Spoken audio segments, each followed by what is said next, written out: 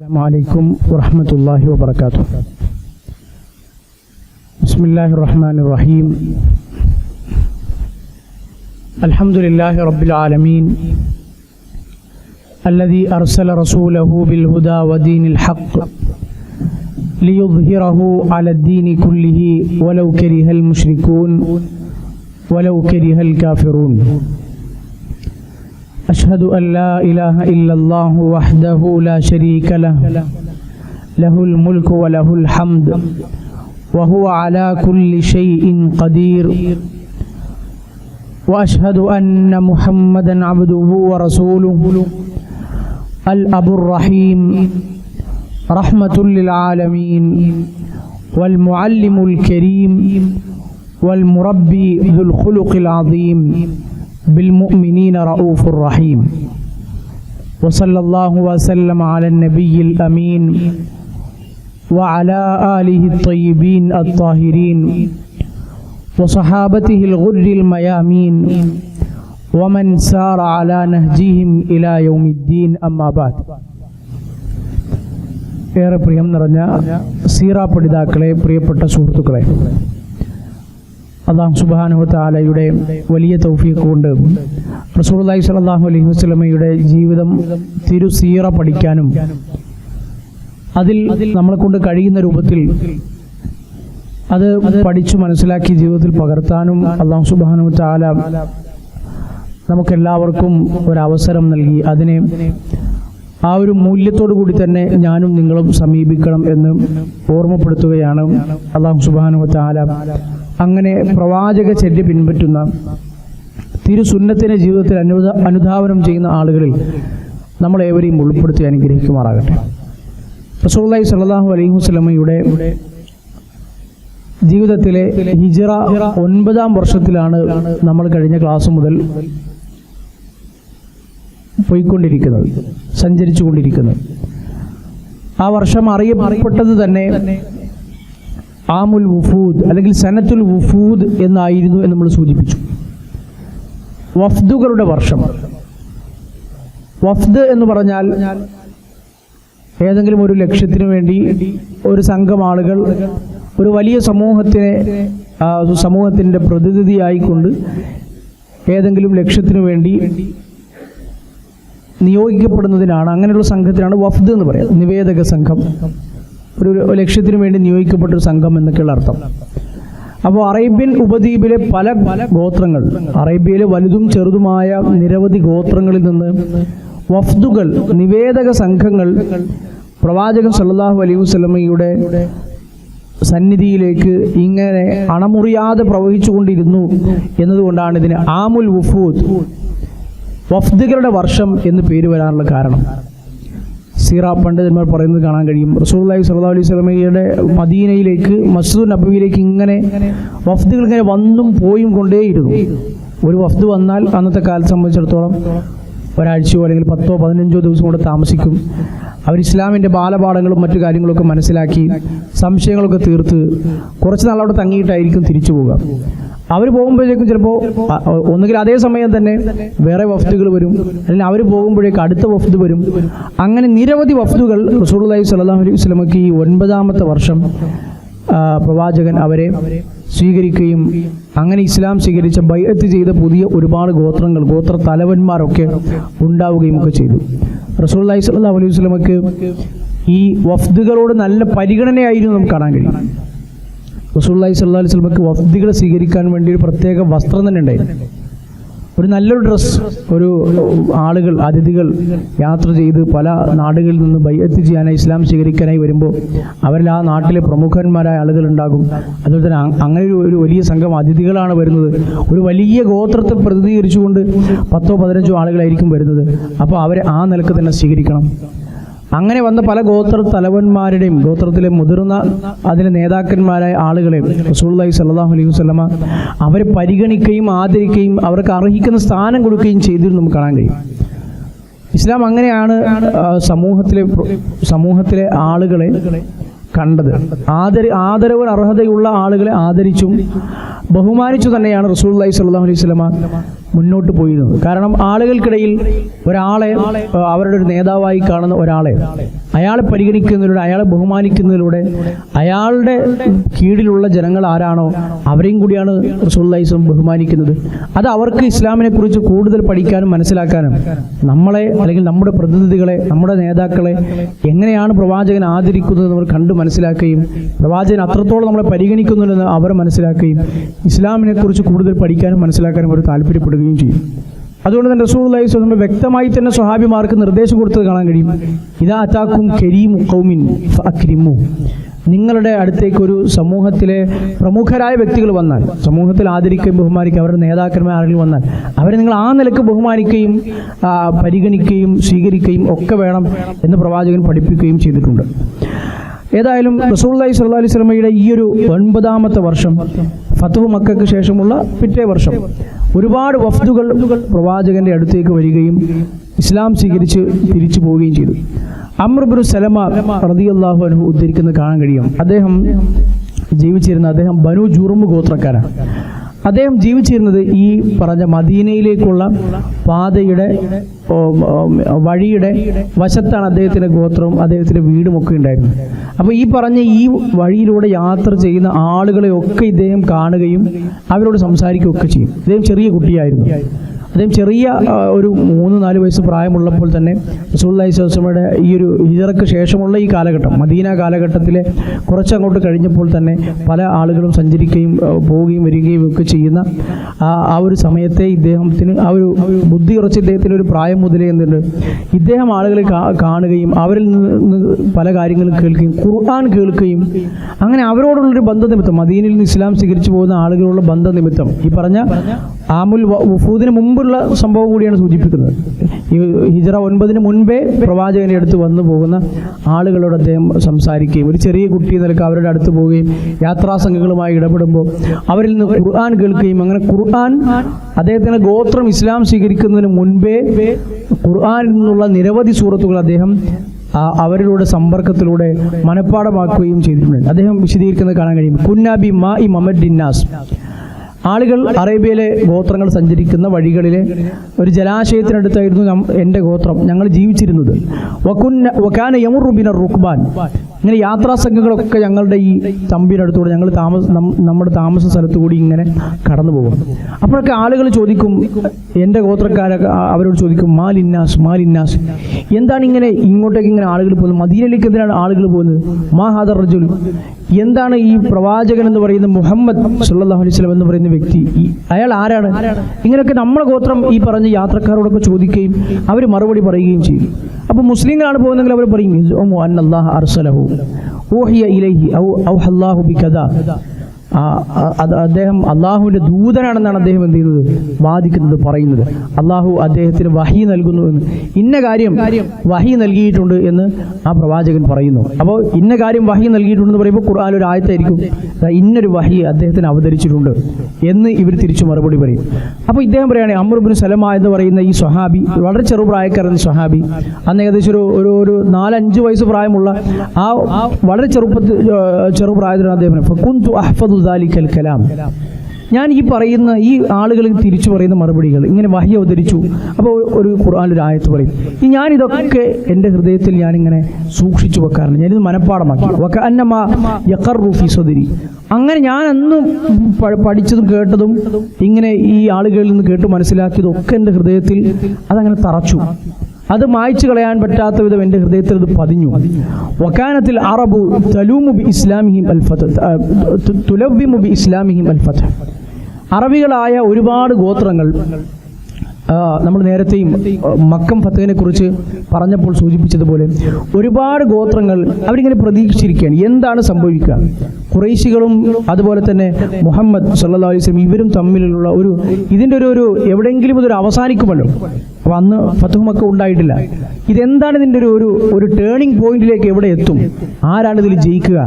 ഈ പറഞ്ഞ ഇത്രയും നാൾ നമ്മൾ ആദരിക്കുകയും ബഹുമാനിക്കുകയൊക്കെ ചെയ്യുന്ന കഅബയും അതിൻ്റെ പരിപാലകരും ഒക്കെയായ ഖുറൈശികൾ അവർ തന്നെ ഈ പറയുന്നതിൽ തോറ്റു കഴിഞ്ഞാൽ, അവർ ഈ പറയുന്ന വലിയ മഹത്വവും ശ്രേഷ്ഠതയും ഒക്കെയുള്ള ആളുകൾ അവരിതിൽ പരാജയപ്പെട്ട് കഴിഞ്ഞാൽ, ഈ പറഞ്ഞ അൻസാരികളായ കൃഷിക്കാരായ യസ്രിബുകാരായ ആളുകളോട് മുഹമ്മദ് നബി സല്ലല്ലാഹു അലൈഹി വസല്ലമയോടൊക്കെ തോറ്റു കഴിഞ്ഞാൽ പിന്നെ അവരുടെ കൂടെ നിൽക്കുന്നതിൽ കാര്യമില്ലല്ലോ.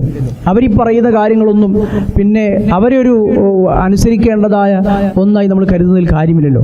അപ്പോൾ അവർക്ക് വിജയമാണോ പരാജയമാണോ വരുന്നത് എന്ന് നോക്കി മാത്രം ജീവിച്ച കുറേ ഗോത്രങ്ങളുണ്ടായി. അറബ്, അദ്ദേഹം പറയുന്നതനുസരിച്ച് അറബികൾ അധികവും അങ്ങനെ തന്നെയായിരുന്നു, അറബ് ഗോത്രങ്ങൾ.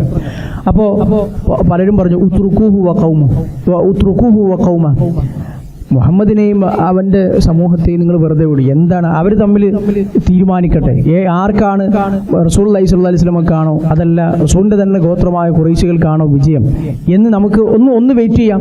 എന്നിട്ട് ആർക്കാണോ വിജയമുള്ളത് എന്ന് നമുക്ക് നോക്കാം. ഇസ്ലാമിനാണോ അതല്ല ഖുറൈശികൾക്കാണോ?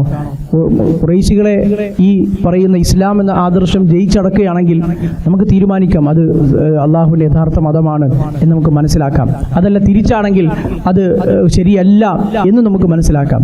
അങ്ങനെ ഫത്ഹു മക്ക ഉണ്ടായപ്പോൾ അദ്ദേഹം പറയണം, ഫത്ഹു മക്ക ഉണ്ടായി.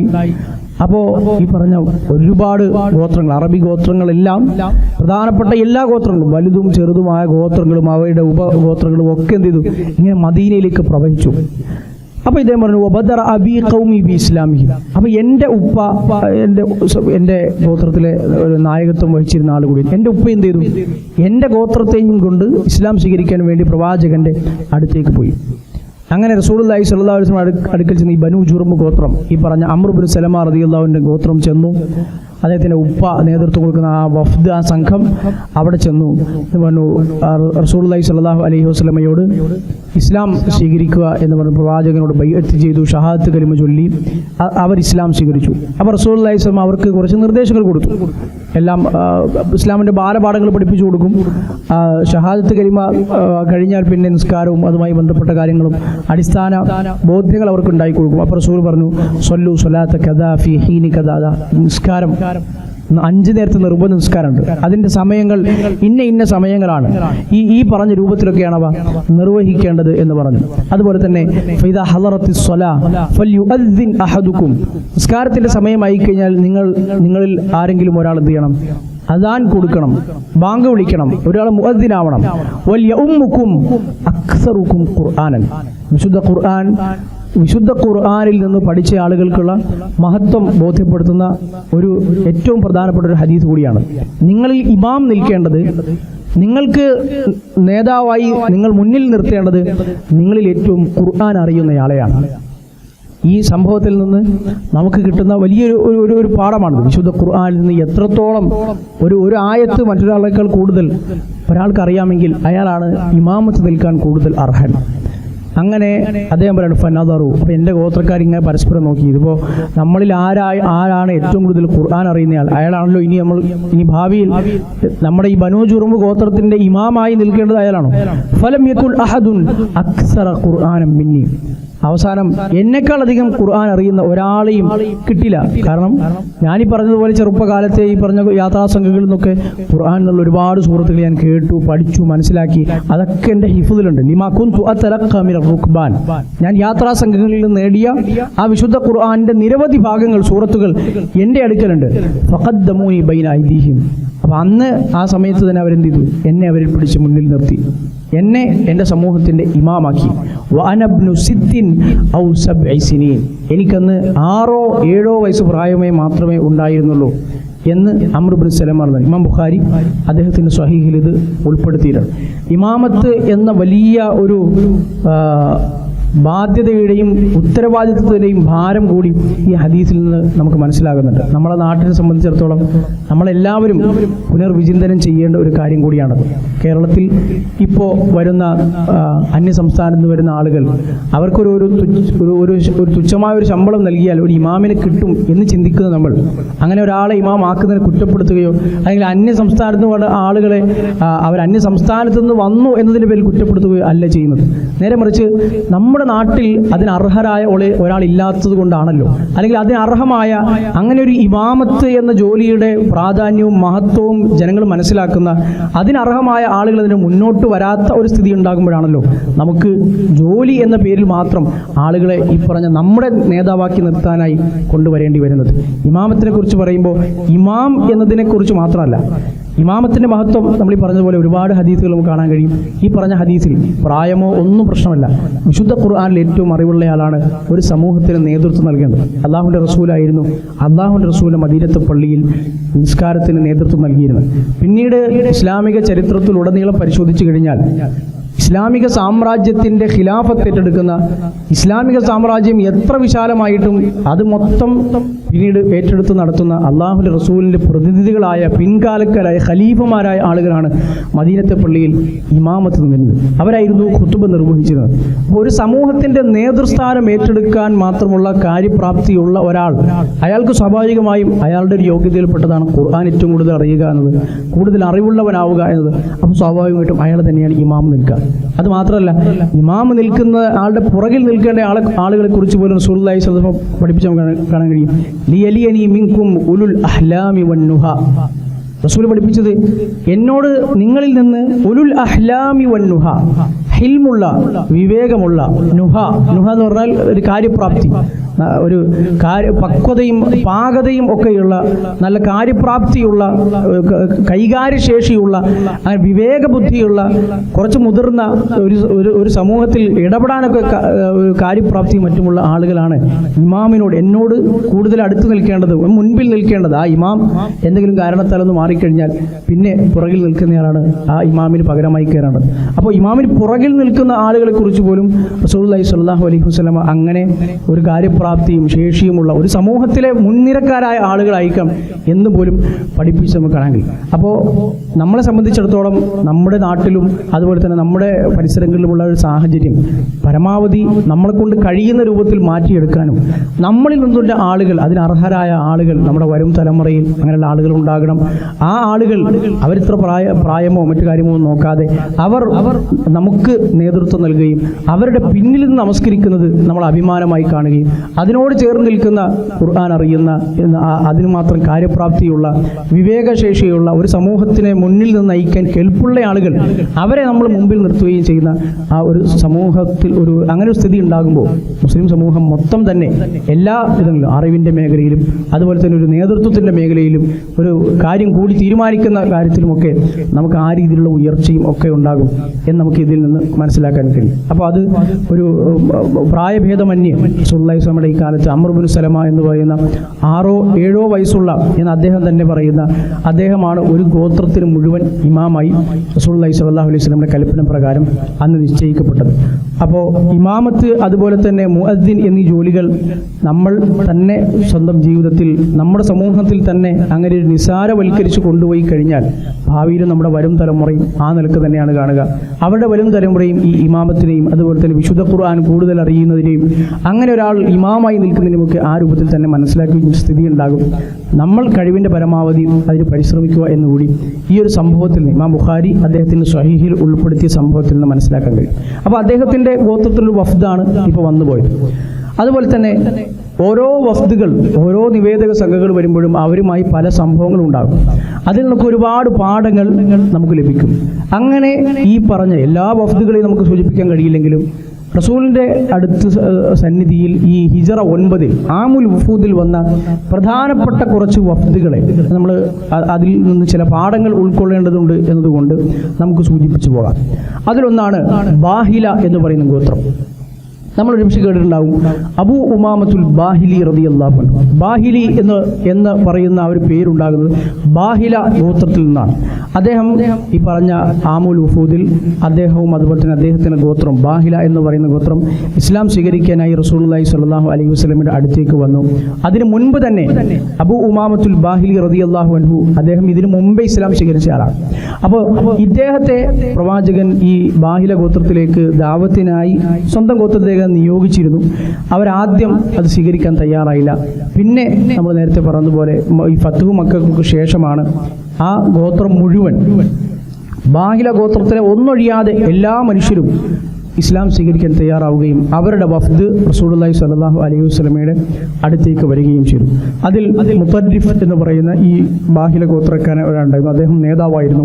അദ്ദേഹം റസൂലുള്ളാഹി സ്വല്ലല്ലാഹു അലൈഹി വസല്ലമയിൽ നിന്ന് അദ്ദേഹത്തിൻ്റെ ഗോത്രത്തിലൊരു അമാൻ, ഒരു സുരക്ഷിത പത്രം, ഒരു കരാർ, അത് അദ്ദേഹം എഴുതി വാങ്ങിച്ചതായി നമുക്ക് കാണാൻ കഴിയും. ഒരു അമാൻ, ആക്രമണത്തിൽ നിന്നും മറ്റും ഒക്കെ രക്ഷണം, ഒരു അഭയം നേടുന്നതിനൊരു കരാർ റസൂലുള്ളാഹി സ്വല്ലല്ലാഹു അലൈഹി വസല്ലമയിൽ നിന്ന് അദ്ദേഹം സ്വീകരിച്ചതായി കാണാം. അദ്ദേഹത്തിൻ്റെ ഗോത്രത്തിൽ പിന്നീട് ഒരു തരത്തിലുമുള്ള മുസ്ലിങ്ങളിൽ നിന്നോ അല്ലെങ്കിൽ മുസ്ലിങ്ങളുടെ സഖ്യകക്ഷികളിൽ നിന്നോ ഒരു തരത്തിലുള്ള ആക്രമണങ്ങളും ഉണ്ടാകില്ല എന്നത്. അവർ പിന്നീട് മൊത്തം ഇസ്ലാം സ്വീകരിക്കുന്നതിലൂടെ അവർ ഒരു മുസ്ലിം സമൂഹമായി മാറുകയും ചെയ്തു. അവർക്ക് റസൂലുള്ളാഹി സ്വല്ലല്ലാഹു അലൈഹി വസല്ലം സക്കാത്തിൻ്റെ വിശദാംശങ്ങളെക്കുറിച്ച്, സക്കാത്തിൻ്റെ വിവിധ മേഖലകൾ, ഏതിൽ നിന്നൊക്കെയാണ് സക്കാത്ത് കൊടുക്കേണ്ടത്, അതിൻ്റെ ഓഹരികൾ ഇന്നതാണ് എന്ന് പറയുന്ന വിശദാംശങ്ങൾ ഉൾക്കൊള്ളുന്ന ഒരു കുറിപ്പ്, ഒരു രേഖ റസൂലുള്ളാഹി സ്വല്ലല്ലാഹു അലൈഹി വസല്ലം സ്വഹാബികളെ കൊണ്ട് എഴുതിപ്പിച്ച് അവർക്ക് കൊടുക്കുകയും ചെയ്തിരുന്നു. റസൂലുള്ളാഹി സ്വല്ലല്ലാഹു അലൈഹി വസല്ലമയുടെ ജീവിതകാലത്ത് ഈ ഹദീസുകളൊന്നും എഴുതപ്പെട്ടിട്ടില്ല എന്ന് പറയുന്ന ആളുകൾക്കുള്ളൊരു മറുപടി കൂടിയാണ്. ഇങ്ങനെ പലതും അന്ന് എഴുതപ്പെട്ടിരുന്നു. യഹൂദികളുമായുള്ള കരാർ അന്ന് എഴുതപ്പെട്ടിരുന്നു. ഹുദൈബിയ സന്ധി അത് എഴുത്തു രൂപത്തിലാണ്, രേഖാരൂപത്തിലാണെന്ന് എഴുതിയിരുന്നു. അങ്ങനെ റസൂലുള്ളാഹി സ്വല്ലല്ലാഹു അലൈഹി വസല്ലം ഇത് മാത്രമല്ല, നിരവധി ഹദീസുകളെന്ന് സ്വഹാബിമാർ എഴുതിയിരുന്നു. പ്രവാചകൻ എഴുതാൻ കൽപ്പിക്കുമായിരുന്നു. അത് എഴുതി കൊടുക്കാൻ വേണ്ടി റസൂലുള്ളാഹി സ്വല്ലല്ലാഹു അലൈഹി വസല്ലം പറയുകയും ചെയ്ത നിരവധി സംഭവങ്ങളും നമുക്ക് കാണാൻ കഴിയും. അത്തരത്തിലുള്ള ഒരു സംഭവമാണ് ഇതിൽ സൂചിപ്പിച്ചത്. അങ്ങനെ അവർക്കത് റസൂലുള്ളാഹി എഴുതി കൊടുക്കുകയും ചെയ്തു. അതുപോലെ തന്നെ മറ്റൊരു ഗോത്രമാണ് ബനു തമീം. ബനു തമീം അറബികളിലെ വലിയ ഗോത്രമാണ്, തമീം ഗോത്രം. ഇന്നും ബനു തമീം ഗോത്രത്തിലെ പിന്മുറക്കാരെ നമുക്ക് കാണാൻ കഴിയും, തമീമികളെ നമുക്ക് കാണാൻ കഴിയും. ബനു തമീം ഗോത്രം റസൂലുള്ളാഹി സ്വല്ലല്ലാഹു അലൈഹി വസല്ലമ പുകഴ്ത്തി പറഞ്ഞ ഒരു ഗോത്രം കൂടിയാണ്. അവരെക്കുറിച്ച് അവസാന കാലത്ത് ബനു തമീം എന്ന് പറയുന്ന ഗോത്രം ഈ ലോകാവസാനം വരെ ബനു തമീമുകാർ ഈ ലോകത്തുണ്ടാകുമെന്നും അവരിൽ ചിലർ നാളെ ഇസ്ലാമിന് വേണ്ടി അല്ലെങ്കിൽ അവസാന കാലത്ത് നല്ല ഈമാനികമായ ഉറപ്പോടുകൂടി പോരാടും എന്നും റസൂലുള്ളാഹി സ്വല്ലല്ലാഹു അലൈഹി വസല്ലമ ഒരു പ്രവചനം നടത്തിയിട്ടുണ്ട്.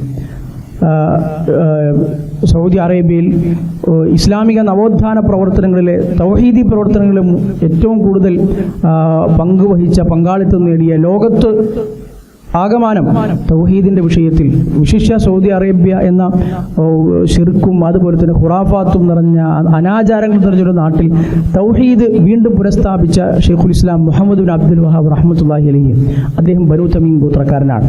അതുപോലെ തന്നെ പല പണ്ഡിതന്മാരും പല പ്രധാനപ്പെട്ട ആളുകൾ ബനു തമീം ഗോത്രത്തിൽ നിന്ന് ഉണ്ടായിട്ടുണ്ട്. ഈ ഗോത്രത്തിൽപ്പെട്ട 80 അല്ലെങ്കിൽ 90 ആളുകൾ ഒരു വഫ്ദായി റസൂലുള്ളാഹി സ്വല്ലല്ലാഹു അലൈഹി വസല്ലമയുടെ അടുത്തേക്ക് വന്നു.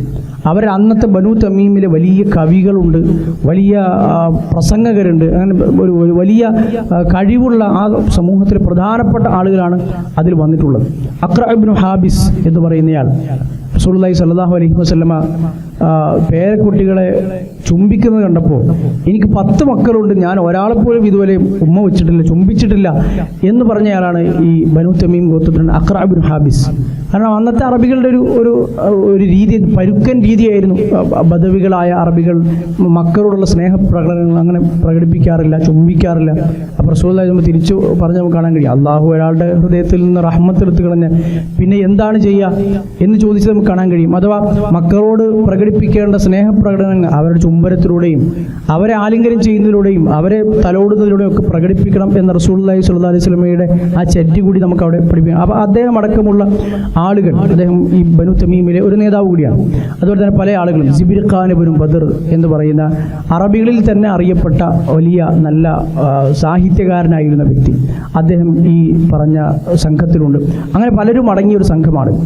അപ്പോൾ റസൂലുള്ളാഹി സ്വല്ലല്ലാഹു അലൈഹി വസല്ലം ഇതിനു മുൻപ് നിയോഗിച്ച ഒരു സൈനിക നടപടി, ഇതിനു മുമ്പ് നിയോഗിച്ച ഒരു സൈനിക നടപടിയിൽ ബനു തമീമിൽ നിന്നുള്ള ചില സ്ത്രീകളും കുട്ടികളും അടക്കമുള്ള ഒരു കൂട്ടം ആളുകളെ തടവുകാരായി പിടിച്ചിരുന്നു ഒരു സൈനികമായ ഒരു നീക്കത്തിൽ. അപ്പോൾ ഇവരിങ്ങനെ മദീനയിലേക്ക് വന്നപ്പോൾ തന്നെ ഇവരുടെ ഗോത്രത്തിലുള്ള മുൻപ് തടവുകാരായി മാറിയ ആളുകളെ ഇവർ കണ്ടു, അവരുടെ ശബ്ദവും മറ്റു കാര്യങ്ങളും ഇവർ കേട്ടു. അപ്പോൾ ഇവർ വേഗം റസൂലുള്ളാഹി സ്വല്ലല്ലാഹു അലൈഹി വസല്ലം മസ്ജിദുൻ നബവിയിലെത്തി. ളുഹർ നമസ്കാരത്തിന് വേണ്ടി ബിലാൽ റളിയല്ലാഹു അൻഹു ബാങ്ക് കൊടുത്തിരിക്കുന്ന ആ സമയത്താണ് അവർ പള്ളിയിലെത്തുന്നത്. അവരിങ്ങനെ കാത്തിരുന്നു, റസൂലുള്ളാഹി സ്വല്ലല്ലാഹു അലൈഹി വസല്ലം വീട്ടിൽ നിന്ന് ഇറങ്ങി വരണം ളുഹറിന് ഇമാമത്ത് നിൽക്കാൻ. അപ്പോൾ പ്രവാചകൻ കുറേ ആയിട്ടും ഇറങ്ങി വരുന്നില്ല. വഫ്ദ് വന്നതെന്ന് പ്രവാചകൻ സല്ലല്ലാഹു അലൈഹി വസല്ലം അറിഞ്ഞോ അറിയില്ലേ എന്ന് നമുക്കറിയില്ല. പക്ഷേ പ്രവാചകൻ ഇറങ്ങി വരുന്നില്ല. അപ്പോൾ ഇവരിങ്ങനെ ക്ഷമകെട്ടിങ്ങനെ കാത്തിരിക്കുകയാണ്. അവസാനം ഇവർ റസൂലുള്ളാഹി സ്വല്ലല്ലാഹു അലൈഹി വസല്ലമയുടെ വീട്ടിൻ്റെ വാതിലിനടുത്തെത്തി പ്രവാചകൻ ഇങ്ങനെ വിളിക്കാൻ തുടങ്ങി.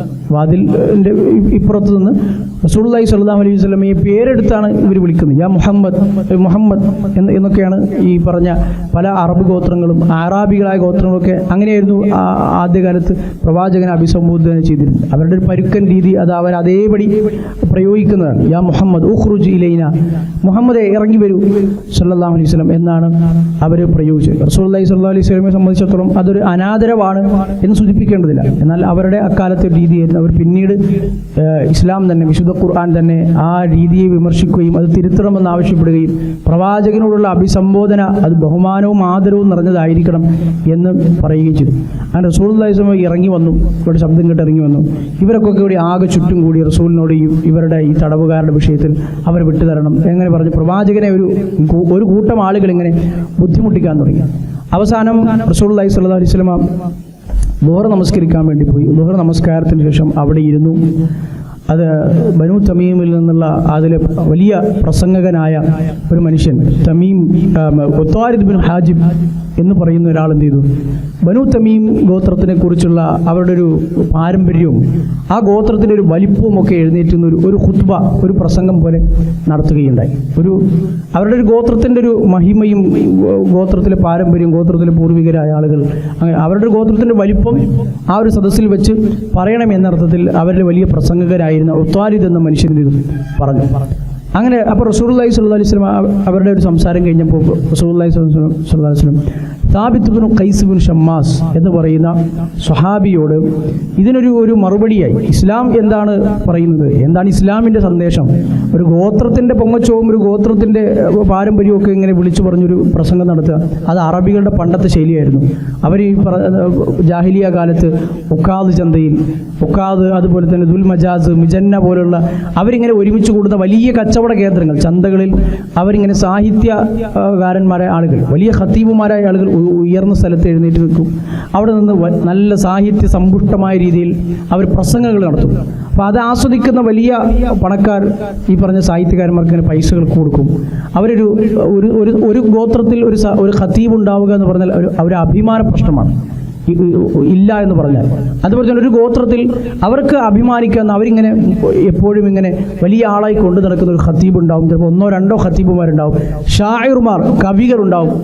ഈ അപ്പുറത്തെ ഗോത്രത്തിൽ നിന്ന് യുദ്ധം നടക്കുമ്പോഴോ അല്ലെങ്കിൽ എന്തെങ്കിലും പിണക്കങ്ങൾ ഉണ്ടാകുമ്പോഴോ അവർ ഈ പറഞ്ഞതുപോലെ ആക്ഷേപങ്ങളും ഇന്നത്തെ ഭാഷയിൽ പറഞ്ഞാൽ തെറിപ്പാട്ടുകളും ഒക്കെ പറയുന്നത് ഈ പറഞ്ഞ കവികൾ വഴിയാണ്. അവിടെ നിന്ന് ഇവരെ ഇങ്ങനെ ആക്ഷേപിച്ചുകൊണ്ട് ഇവരെ പിതാക്കന്മാരെയും ഒക്കെ ആക്ഷേപിച്ചുകൊണ്ടുള്ള കവിതകൾ വരും. അപ്പോൾ അതിന് മറുപടി ഇവിടുന്ന് അങ്ങോട്ട് കൊടുക്കും.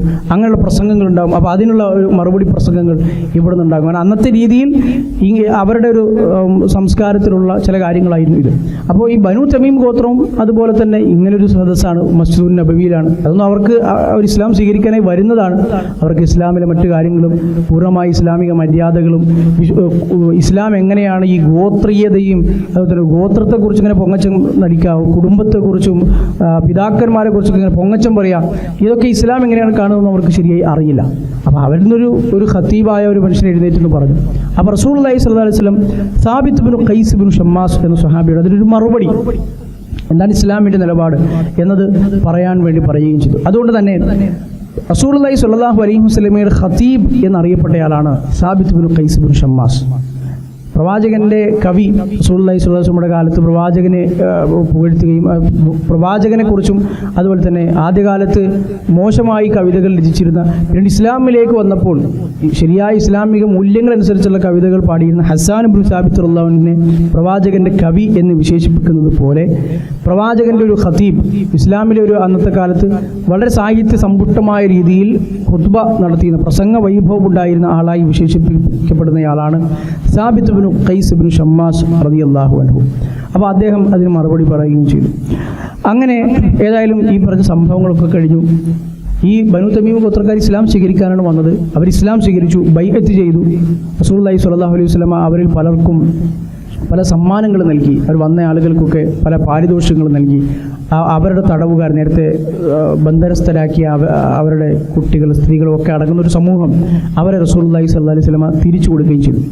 അതുപോലെ തന്നെ അബൂ ഹുറൈറ റളിയല്ലാഹു അൻഹു ഉദ്ധരിക്കുന്ന ഹദീസ് നമുക്ക് കാണാൻ കഴിയും. ബനൂ തമീം ഗോത്രത്തിൻ്റെ ഒരു മഹത്വം അത് പിന്നീട് റസൂലുള്ളാഹി സ്വല്ലല്ലാഹു അലൈഹി വസല്ലമ പറഞ്ഞ ഒരു കാര്യം കൂടിയാണ്. അബൂ ഹുറൈറ റളിയല്ലാഹു അൻഹു അത് ഓർത്തു വെക്കുകയും അദ്ദേഹം പറയുകയും ചെയ്ത് കാണാൻ കഴിയും. മാ സിൽതു ഉഹിബ്ബു ബനീ തമീം, എനിക്ക് ബനൂ തമീമുകാരെ ഞാൻ ഒരു കാലം മുതൽ എനിക്ക് ഭയങ്കര ഇഷ്ടമാണ്. ഏത് കാലം മുതൽ? മുന്തു സലാസിൻ സമിഅതു മിൻ റസൂലില്ലാഹി സ്വല്ലല്ലാഹു അലൈഹി വസല്ലം. റസൂൽ അവരെക്കുറിച്ച് 3 കാര്യങ്ങൾ പറഞ്ഞിട്ടുണ്ട്. അത് കേട്ടത് മുതൽ ബനൂ തമീമുകാർ, അവന് എന്തൊക്കെ കുറവുകളുണ്ടായിരുന്നാലും അറബികളിലെ വലിയ അറിയപ്പെട്ട വലിയൊരു ഗോത്രമാണ്. അവരെ എനിക്ക് അന്ന് മുതൽ എനിക്ക് അവരെ ഇഷ്ടമാണ്. റസൂലുള്ളാഹി സ്വല്ലല്ലാഹു അലൈഹി വസല്ലം അവരെക്കുറിച്ച്, ആ ഗോത്രത്തെക്കുറിച്ച് പറഞ്ഞ 3 കാര്യങ്ങൾ അത് ഇമാം ബുഖാരിയും ഇമാം മുസ്ലിമും ഉദ്ധരിച്ചിട്ടുണ്ട്. ഒന്ന്, റസൂലുള്ളാഹി സ്വല്ലല്ലാഹു അലൈഹി വസല്ലം പറഞ്ഞു, ഹും അശദ്ദു ഉമ്മത്തി അല ദജ്ജാൽ. അവസാന കാലത്ത് ദജ്ജാലിനെതിരിൽ പോരാടുന്ന മുസ്ലിങ്ങളിൽ ഏറ്റവും കൂടുതൽ കാഠിന്യമുള്ളവർ, അത് ഏറ്റവും കൂടുതൽ അവരെ എതിർക്കുന്നവർ, അതിൻ്റെ മുൻനിരയിൽ നിൽക്കുന്നവർ, ഏറ്റവും കൂടുതൽ ഷദീദായി കഠിനമായ രൂപത്തിൽ അതിനെ ദജ്ജാലിന് ഇപ്പുറത്ത് നിൽക്കുന്ന മുസ്ലിങ്ങളുടെ കൂട്ടത്തിൽ നിൽക്കുന്ന ആളുകളിൽ ബനൂ തമീമുമാരുണ്ടാകും. അപ്പോൾ അത് അവരുടെ ഒരു സവിശേഷതയാണെന്ന് മാത്രമല്ല, ബനൂ തമീം ഗോത്രം ലോകാവസാനം വരെ അവർ ഈ ലോകത്ത് ഉണ്ടാകും. ആ ഒരു ഗോത്രത്തിൻ്റെ പരമ്പര നശിക്കുകയില്ല എന്നുകൂടി നമുക്ക് മനസ്സിലാക്കാൻ കഴിയുന്ന ഒന്നാണ്. അതുപോലെ തന്നെ റസൂലുള്ളാഹി സ്വല്ലല്ലാഹു അലൈഹി വസല്ലം അവരിൽ നിന്നുള്ള സക്കാത്ത് വന്നപ്പോൾ പിന്നീട് ബനൂ തമീമിൽ ഓരോ ഗോത്രത്തിൽ നമ്മൾ നേരത്തെ സൂചിപ്പിച്ച പോലെ സക്കാത്ത് പിരിച്ചെടുക്കാൻ ആളുകൾ അയച്ചിരുന്നു. അവരിൽ നിന്നുള്ള സക്കാത്ത് മദീനയിൽ എത്തിയപ്പോൾ റസൂൽ ആ സക്കാത്തിനെ കുറിച്ച് പറഞ്ഞത് ഹാദിഹി സദഖാത്തു ഖൗമിന, ഇത് നമ്മുടെ ഗോത്രത്തിൻ്റെ, നമ്മുടെ സമൂഹത്തിൻ്റെ, നമ്മുടെ ആളുകളുടെ സക്കാത്താണ്. സദഖ എന്ന് പറഞ്ഞാൽ സക്കാത്ത് എന്ന അർത്ഥത്തിലാണ് അന്ന് പ്രയോഗിക്കുക. വിശുദ്ധ ഖുർആനിലും അങ്ങനെ തന്നെയാണ് സക്കാത്ത് എന്ന പദത്തിന് പകരം സദഖ എന്ന പദമാണ് സൂറത്ത് തൗബയിൽ സക്കാത്തിനെ കുറിച്ച് സൂചിപ്പിച്ചപ്പോൾ പ്രയോഗിച്ചിട്ടുള്ളത്. അപ്പോൾ ഇത് നമ്മുടെ ആളുകളുടെ അഥവാ അവരോടുള്ള ബന്ധവും അവർക്കുള്ളൊരു പരിഗണനയും ആദരവും ഒക്കെ സൂചിപ്പിച്ചാണ്. ഇത് നമ്മുടെ ആളുകളുടെ സദഖയാണ്, സക്കാത്താണ് എന്ന് പറഞ്ഞ് അതിനെ പരിഗണനയോടുകൂടി സ്വീകരിക്കുകയും ചെയ്തു. അതുപോലെ തന്നെ അവരിൽപ്പെട്ട ചില ആളുകൾ, ഈ നേരത്തെ പറഞ്ഞ യുദ്ധത്തിൽ തടവുകാരല്ലാതെ തന്നെ വേറെ ചില ആളുകൾ അടിമകളായി മുൻപ് പല യുദ്ധത്തിലും അതുപോലെ തന്നെ മറ്റേതെങ്കിലും കാരണത്താൽ, ഏത് കാരണം കൊണ്ടാണെന്നറിയില്ല, അടിമകളായി ആയിഷ റളിയല്ലാഹു അൻഹയുടെ അടുത്തുണ്ടായിരുന്നു. അവരിൽപ്പെട്ട യുദ്ധത്തിൽ അല്ലെങ്കിൽ മറ്റേതെങ്കിലും യുദ്ധത്തിൽ തടവുകാരായി പിടിക്കപ്പെട്ട് പിന്നീട് അടിമകളായി മാറിയ ആളുകൾ, അവരെക്കുറിച്ച് ആയിഷ റളിയല്ലാഹു അൻഹയോട് റസൂലുള്ളാഹി സ്വല്ലല്ലാഹു അലൈഹി വസല്ലം പറഞ്ഞു, അത്തിഖീഹ, അതിലൊരു അടിമ സ്ത്രീയെക്കുറിച്ചാണ്, നീ അവരെ മോചിപ്പിക്കണം. ഫഇന്നഹാ മിൻ വലദി ഇസ്മായിൽ, അവർ ഇസ്മായിൽ നബി അലൈഹിസ്സലാമിൻ്റെ ആ പരമ്പരയിൽ, ആ സന്താന പരമ്പരയിൽപ്പെട്ട ആളുകളാണ് എന്ന് പറയുകയും അവരെ മോചിപ്പിക്കണം എന്ന് ആയിഷ റളിയല്ലാഹു അൻഹയോട് പറയുകയും ചെയ്തു. അപ്പോൾ ഈ 3 കാര്യങ്ങൾ കൊണ്ട് അബൂ ഹുറൈറ എന്ന് പറഞ്ഞു, ബനൂ തമീം ഗോത്രക്കാർ ഇത് അന്ന് കേട്ടത് മുതൽ എനിക്ക് അവരെ ഭയങ്കര ഇഷ്ടമാണ് എന്ന് പറയുകയും ചെയ്തു. ബനൂ തമീം അറബികളിൽ അത്രത്തോളം വലിയ ഒരു ഗോത്രമായിരുന്നു, അത്രത്തോളം വലിപ്പവും ആളുകൾക്കിടയിൽ സ്വാധീനവും ഒക്കെ ഉണ്ടായിരുന്ന ഗോത്രമായി നമുക്ക് കാണാൻ കഴിയും. ഈ ബനൂ തമീം ഗോത്രം വഫ്ദായി വന്നു. അപ്പോൾ ഇവർക്കൊരു പിന്നീടൊരു ഇസ്ലാമിൽ റസൂലുള്ളാഹി സ്വല്ലല്ലാഹു അലൈഹി വസല്ലം നിശ്ചയിച്ചു കൊടുക്കുന്ന ഒരു ഇമാമ് വേണം, ഒരു നേതാവ് വേണം. ഒരു ഇമാമെന്ന് മാത്രമല്ല, ഒരു അമീർ, അവരുടെ കാര്യങ്ങൾ മൊത്തത്തിൽ അവരെ നിയന്ത്രിക്കാനും പ്രവാചകൻ്റെ ഭാഗത്തു നിന്ന് റസൂലിന് നിശ്ചയിച്ചു കൊടുക്കുകയാണ് അവർക്ക് ഒരു അമീർ വേണം. അപ്പോൾ അള്ളാഹുവിൻ്റെ റസൂലിനോട് ആരും ആവശ്യപ്പെട്ടു, നമ്മൾ ഈ പറഞ്ഞ 80-90 ആളുകളുണ്ട്, ഇതിൽ നിന്ന് ഒരാളെ നമുക്ക് നമ്മുടെ നേതാവായി ഇനി നമുക്ക് കാര്യങ്ങൾ തീരുമാനിക്കാനായി റസൂൽ തന്നെ നിശ്ചയിച്ചു തരണം. അപ്പോൾ സ്വഹാബിമാർ ചർച്ചയായി. റസൂലുള്ളാഹി സ്വല്ലല്ലാഹു അലൈഹി വസല്ലം വീട്ടിനുള്ളിലേക്ക് കയറിപ്പോയി. ഈ സംസാരത്തിനിടയ്ക്ക് സ്വാഭാവികമായി നമ്മൾ നേരത്തെ പറഞ്ഞതുപോലെ ഇത് ഒറ്റ ദിവസം നടക്കുന്ന സംഭവമല്ല, പല ഘട്ടങ്ങളിലായി പല സന്ദർഭങ്ങളായി നടക്കുന്നതാണ്. അപ്പോഴാണ് പുറത്തു നിന്നും റസൂലുള്ളാഹി സ്വല്ലല്ലാഹു അലൈഹി വസല്ലമയുടെ വീടിന് പുറത്തുള്ള സ്ഥലത്ത് അബൂബക്കർ റളിയല്ലാഹു അൻഹു അതുപോലെ തന്നെ ഉമർ ഇബ്നു ഖത്താബ് റളിയല്ലാഹു അൻഹു ഈ വിഷയത്തിൽ ചെറിയൊരു അഭിപ്രായ വ്യത്യാസമുണ്ടായി. അവർ ഈ ആരെ നേതാവാക്കും, ബനൂ തമീമുകാർക്ക് ഒരു നേതാവിനെ നിശ്ചയിച്ചു കൊടുക്കണം എന്ന് പറഞ്ഞു. അപ്പോൾ അതിൽ ആരെയാണ് അമീറാക്കേണ്ടത്? അബൂബക്കർ സിദ്ദീഖ് എന്ന് പറഞ്ഞു, ഖഅഖാ ഇബ്നു മഅബദ് എന്ന് പറയുന്നയാളെ, അയാളാണ് അമീറാക്കാൻ യോഗ്യനാണ്. അപ്പോൾ ഉമർ ഇബ്നു ഖത്താബ് എന്ന് പറഞ്ഞു, അല്ല, നമ്മൾ നേരത്തെ പറഞ്ഞ അഖ്റ ഇബ്നു ഹാബിസ്, അയാളെയാണ് അമീറാക്കാൻ നല്ലത്. അപ്പം ഇത് അവർക്ക് ഇടയിൽ ചെറിയൊരു അഭിപ്രായ വ്യത്യാസം അന്നുണ്ടായി. ശബ്ദമുയർന്നു. നമ്മളൊരു പക്ഷേ സംഭവം കേട്ടിട്ടുണ്ടാവും. റസൂലിൻ്റെ തൊട്ട് മുന്നിലല്ലെങ്കിലും അങ്ങനെ അവരുടെ ശബ്ദം നല്ലതുപോലെ ഒരു തർക്കമുണ്ടാകുമ്പോൾ, അഭിപ്രായ വ്യത്യാസം ഉണ്ടാകുമ്പോൾ ഉണ്ടാകുന്ന ശബ്ദം ഉയരുകയും വിശുദ്ധ ഖുർആനിൽ സൂറത്തുൽ ഹുജറാത്തിൽ അല്ലാഹു സുബ്ഹാനഹു വ തആല അതിനെ സംബന്ധിച്ച് ആയത്ത് അവതരിപ്പിക്കുകയും ചെയ്തു. വിശുദ്ധ ഖുർആനിൽ സൂറത്തുൽ ഹുജറാത്തിലെ തുടക്കത്തിലെ കുറച്ച് ആയത്തുകൾ ഈ ഒരു വിഷയവുമായി ബന്ധപ്പെട്ടാണ്. അതുപോലെ തന്നെ സൂറത്തുൽ ഹുജറാത്തിലെ പല ആയത്തുകളും അതിന് ശേഷമുള്ള പല ആയത്തുകളുമൊക്കെ ഹിജ്റ 9 പല സംഭവങ്ങളുമായി ബന്ധപ്പെട്ടാണ് അവതരിച്ചിട്ടുള്ളത്. അതിൽ ഈ പറഞ്ഞ കാര്യം പറഞ്ഞുകൊണ്ട് തന്നെ യാ അയ്യുഹല്ലദീന ആമനു ലാ തുഖദ്ദിമു ബൈന യദയില്ലാഹി വറസൂലിഹി വത്തഖുല്ലാഹ ഇന്നല്ലാഹ സമീഉൻ അലീം. അല്ലാഹുവേയും റസൂലിനെയും നിങ്ങൾ മുൻകടക്കാൻ ശ്രമിക്കരുത്. പ്രവാചകന്റെ അഭിപ്രായത്തിന് അപ്പുറത്തായി അല്ലെങ്കിൽ റസൂലിന്റെ ഒരു അഭിപ്രായത്തിന് വിട്ടുകൊടുക്കേണ്ട കാര്യത്തെ പിന്നെയും പ്രവാചകന് മുമ്പിൽ ശബ്ദം ഉയർത്തി നിങ്ങൾ സംസാരിക്കരുത്. യാ അയ്യുഹല്ലദീന ആമനു ലാ തർഫഉ അസ്വാതകും ഫൗഖ സൗത്തിൻ നബി. പ്രവാചകന്റെ ശബ്ദത്തേക്കാൾ അപ്പുറത്തേക്ക് നിങ്ങളുടെ ശബ്ദം ഉയരരുത്. വലാ തജ്ഹറു ലഹു ബിൽ ഖൗൽ. പ്രവാചകന്റെ മുമ്പിൽ വെച്ച് ഉച്ചത്തിൽ നിങ്ങൾ സംസാരിക്കരുത്. കജഹരി ബാദികും ലിബാദ്. നിങ്ങളിൽ ചിലർ മറ്റു ചിലരോട് ഉച്ചത്തിൽ സംസാരിച്ചതുപോലെ എന്നിങ്ങനെ തുടങ്ങുന്ന, അത് പ്രവാചകന് മുമ്പിൽ വെച്ച് അങ്ങനെയുള്ള അനാദരവുകൾ ചെയ്യരുത് എന്ന് പറയുന്ന ശബ്ദം താഴ്ത്തണം. ഇന്നല്ലദീന യഉദ്ദൂന അസ്വാതഹും ഇൻദ റസൂലില്ലാ. അല്ലാഹുവിന്റെ റസൂലിന്റെ അടുത്ത് വെച്ച് ശബ്ദം താഴ്ത്തുന്ന ആളുകൾ അവരാണ് നല്ല ആളുകൾ. ഉലൈകല്ലദീന അംതഹനല്ലാഹു ഖുലൂബഹും ലിത്തഖ്വ. അല്ലാഹു സുബ്ഹാനഹു വ തആല തഖ്വ കൊണ്ട് പരീക്ഷിക്കുന്ന ആളുകൾ അവരാണ്. ലഹും മഗ്ഫിറത്തുൻ വ അജ്റുൻ അദീം. അവർക്കാണ് മഗ്ഫിറത്തുള്ളത്, വലിയ പ്രതിഫലമുള്ളത് എന്ന് പറയുന്ന സൂറത്തുൽ ഹുജറാത്തിലെ തുടക്കത്തിലൊരു 4-5 ആയത്തുകൾ അവതരിക്കുന്നത്. പിന്നീട് ഈ സംഭവം ഉദ്ധരിച്ച സ്വഹാബിമാർ അതുപോലെ തന്നെ താബിഈ പണ്ഡിതന്മാർ ഒക്കെ പറയുന്നത് കാണാൻ കഴിയും. അതിനുശേഷം വലിയ ശബ്ദവും ഗാംഭീര്യവും ഒക്കെ ഉണ്ടായിരുന്ന, ഒരു കാര്യം പറഞ്ഞാൽ തൻ്റെ വാദത്തെ ജയിച്ചെടുക്കാൻ ശേഷിയും അതുപോലെ തന്നെ അഭിപ്രായത്തിൽ അത്ര ഉറപ്പുണ്ടായിരുന്ന ഉമർ ഇബ്നുൽ ഖത്താബ് റളിയല്ലാഹു അൻഹുവിനെ പോലെയുള്ള ആളുകൾ അന്ന് ഈ സംഭവത്തിന് ശേഷം, ഈ ആയത്ത് ഇറങ്ങിയതിന് ശേഷം റസൂലുള്ളാഹി സ്വല്ലല്ലാഹു അലൈഹി വസല്ലം മുമ്പിൽ വെച്ച് അദ്ദേഹം സംസാരിച്ചാൽ പിന്നെ ഒന്നും കൂടി ചോദിക്കണമായിരുന്നു, എന്താണ് പറഞ്ഞത് എന്ന് ഒന്നും കൂടി വ്യക്തമായില്ല, ഒന്നുകൂടി നിങ്ങൾ പറയണം എന്ന് തോന്നുന്ന രൂപത്തിൽ അത്രമാത്രം അദ്ദേഹത്തിൻ്റെ ശബ്ദം താഴ്ന്നു പ്രവാചകന്റെ മുമ്പിൽ എന്ന് പിന്നീട് നമുക്ക് ഇമാം ബുഖാരി അദ്ദേഹത്തിൻ്റെ സ്വഹീഹിൽ ഈ സംഭവം ഉദ്ധരിച്ചിട്ടുണ്ട്. അങ്ങനെ ബനു തമീം ഗോത്രക്കാരുമായിട്ടുള്ള ഈ നിവേദക സംഘം ഈ വിഷയത്തിലാണ് ഈ പറഞ്ഞതുപോലുള്ള സൂറത്തുൽ ഹുജറാത്തിലെ ആയത്തുകൾ. ഇതൊക്കെ നടക്കുന്നത് ഈ ആമുൽ ഉഫൂദ് എന്ന് പറയുന്ന ഹിജ്റ 9-ാം വർഷമാണ്. ബനു അസദ് ഗോത്രം അവർ ഈ വർഷമാണ് വഫ്ദായി അവരുടെ അടുത്ത് നിന്ന് വരുന്നത്. ഹളറമി ഇബ്നു ആമിർ എന്ന് പറയുന്ന ഒരു നേതാവ്, അതുപോലെ തന്നെ ദിറാർ ഇബ്നുൽ അസ്വർ, വാബിസത്ത് ഇബ്നു മഅബദ്, ഇങ്ങനെയുള്ള പല നേതാക്കന്മാരും ഒക്കെ അടങ്ങുന്ന ഒരു സംഘമാണ് ബനു അസദ് ഗോത്രം. അവരും ഈ പറഞ്ഞ പോലെ അറബികളിൽ പ്രമുഖ ഗോത്രമാണ്. ഇവരിൽപ്പെട്ട ഒരാൾ കൂടിയാണ് തുലൈഹത്തുൽ അസദി എന്ന് പറയുന്ന, അസദ് ഗോത്രക്കാരെയാണ് അസദികൾ എന്ന് പറയും. തുലൈഹത്തുൽ അസദി എന്ന് പറയുന്നയാളും ഈ പറഞ്ഞതുപോലെ ബനു അസദ് ഗോത്രത്തിൽ ഒരു വഫ്ദായി പ്രവാചകന്റെ അടുത്ത് വന്നു. ഈ തുലൈഹത്തുൽ അസദി എന്നയാൾ പിന്നീട് ചരിത്രത്തിൽ നമുക്ക് വരുന്നത് കാണാൻ കഴിയും. അത് കുറച്ച് കഴിഞ്ഞ് നമുക്ക് വിശദീകരിക്കാം. ഇവർ മസ്ജിദുൻ നബവിയിലെത്തി. ബനു അസദ് ഗോത്രത്തിലെ വഫ്ദാണ്. റസൂലുള്ളാഹി സ്വല്ലല്ലാഹു അലൈഹി വസല്ലമ പള്ളിയിൽ തന്നെ ഉണ്ടായിരുന്നു. പ്രവാചകന്റെ അടുത്ത് വന്നു, പരിചയപ്പെട്ടു, റസൂലിനോട് ഇസ്ലാം സ്വീകരണത്തെക്കുറിച്ച് പറഞ്ഞു, സംസാരിച്ചു. ഹളറമി ഇബ്നു ആമിർ എന്ന് പറയുന്ന ഇവരുടെ നേതാവ്, ബനു അസദ് ഗോത്രത്തിലെ നേതാവ്, അയാൾ പറഞ്ഞു, യാ റസൂലല്ലാഹ്, അല്ലാഹുവിൻ്റെ റസൂലേ, ഞങ്ങളിതാ നിങ്ങൾ പറയുന്നത് പോലെ തന്നെ ഇസ്ലാം സ്വീകരിക്കാൻ ഒക്കെ ഞങ്ങൾ റെഡിയാണ്, ഞങ്ങൾ സ്വീകരിച്ചു. ഇന്ന ഷഹീദിന അന്നല്ലാഹ വഹദ, അത് ഏകനായ റബ്ബ്, ലാ ശരീക ലഹ്, അല്ലാഹുവിന് ഒരു പങ്കുകാരുമില്ല എന്നൊക്കെ നമ്മൾ സാക്ഷ്യം വെച്ചു. വഅന്നക അബ്ദുഹു വറസൂലുഹു, നിങ്ങൾ അള്ളാഹുവിൻ്റെ അടിമയാണ്, അബ്ദാണ്, റസൂലാണ്, ദൂതനാണ് എന്ന് നമ്മൾ സാക്ഷ്യം വഹിച്ചു. വജിനാക യാ റസൂലല്ലാഹ് വലം തബ്അസ് ലനാ ബഅസൻ, അള്ളാഹുവിൻ്റെ റസൂലെ, നിങ്ങൾ ഒരാളെയും അയക്കാതെയാണ് ഞങ്ങൾ ഇങ്ങോട്ട് വന്നത്. അവരുടെ ഒരു വാചകങ്ങളാണ്. ഹളറമി ഇബ്നു ആമിർ എന്ന് പറയുന്ന ബനു അസദ് ഗോത്രക്കാരൻ പറയാണ്, ഒരാളെ നിങ്ങൾ നമ്മളടുത്തോട് അയച്ചില്ല, നമ്മൾ സ്വയം ഇസ്ലാം സ്വീകരിക്കാൻ വേണ്ടി ഇങ്ങനെ വന്നാണ്. വലം നുഖാതിൽക കമാ ഖാതലക്കൽ അറബ്, ഈ ബനു അസദ് ഗോത്രം ഇതിനു മുൻപ് മറ്റേതെങ്കിലും അറബ് ഗോത്രങ്ങളുമായി ചേർന്നു അല്ലെങ്കിൽ പല അറബ് ഗോത്രങ്ങളും ചെയ്തതുപോലെ മുമ്പ് സഖീഫും ഹവാസിനും പല ഗോത്രങ്ങളും പ്രവാചകനോട് യുദ്ധം ചെയ്തതുപോലെ ബനു അസദ് ഗോത്രം യുദ്ധം ചെയ്തിട്ടില്ല. ഞങ്ങൾ ഇതുവരെയും മറ്റ് അറബ് ഗോത്രങ്ങൾക്ക് യുദ്ധം ചെയ്തതുപോലെ റസൂലെ നിങ്ങളോട് ഞങ്ങൾ ഇതുവരെയും യുദ്ധം ചെയ്തിട്ടില്ല. വനഹ്നു അലാ മൻ വറാഅന, ഈ നമ്മുടെ ഗോത്രത്തിലെ ഒരു വലിയ ഗോത്രമായ ബനു അസദ് ഗോത്രത്തിലെ പ്രതിനിധികളാണ് ഞങ്ങൾ ഇപ്പോൾ ഇവിടെ ഇസ്ലാം സ്വീകരിച്ചാൽ അതിനർത്ഥം ആ ഗോത്രം മുഴുവൻ ഇസ്ലാം സ്വീകരിച്ചു എന്നാണ്. ഞങ്ങൾക്ക് പിന്നിലുള്ള ആളുകളുടെ പ്രതിനിധികളാണ് എന്ന് പറഞ്ഞു. ഇത് അദ്ദേഹം പറയുന്നതിന് പിന്നിലുള്ള ലക്ഷ്യമെന്ന് പറഞ്ഞാൽ ഇസ്ലാം സ്വീകരിക്കാൻ വേണ്ടി റസൂലുള്ളാഹി നമ്മളിലേക്ക് എന്തെങ്കിലും പ്രബോധനത്തിന് ആരെങ്കിലും അയക്കുക ഒന്നും ചെയ്യാതെ ഇതൊക്കെ നമ്മുടെ ഒരു മേന്മയാണ്. നമ്മൾ എന്തോ ഒരു ഔദാര്യം ചെയ്തു, നമ്മളിതാ ഇസ്ലാം സ്വീകരിക്കാൻ വന്നു, നിങ്ങൾ നേരത്തെ നമ്മൾ യുദ്ധമൊന്നും ചെയ്തിട്ടില്ല, ഒരാളും നമ്മൾ ക്ഷണിച്ചിട്ടല്ല നമ്മൾ ഇസ്ലാമിലേക്ക് വരുന്നത്.